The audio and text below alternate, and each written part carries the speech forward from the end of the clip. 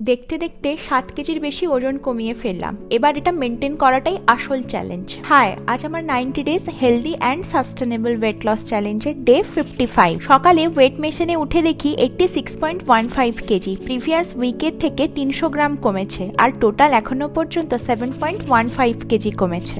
আসলে আমার wait check করার দিন ছিল ডে 57-এ, কিন্তু আজ আমি কয়েকদিনের জন্য জয়পুর ঘুরতে যাচ্ছি, তাই ভাবলাম আগে একবার ওয়েটটা দেখে নিই কত আছে। সকালের এই নিউজটা সত্যি মুডটা ভালো করে দিল। আর ব্রেকফাস্টে খেলাম পনির স্যান্ডউইচ, তার সঙ্গে স্যালাড। লাঞ্চে ছিল ভাত, মাছের তরকারি, বাঁধাকপির তরকারি আর স্যালাড। আর বিকেলে খেলাম ব্ল্যাক কফি আর বয়েলড সুইট কর্ন। খেয়ে এবার বেরিয়ে পড়লাম জয়পুরের উদ্দেশ্যে। রাতে 10:30টার ট্রেন, তাই বিকেলেই স্টেশনের উদ্দেশ্যে বেরিয়ে পড়লাম। আর স্টেশনে ডিনার করলাম রুটি আর ঘুগনি, যেটা আমি ঘর থেকেই বানিয়ে নিয়ে গেছিলাম।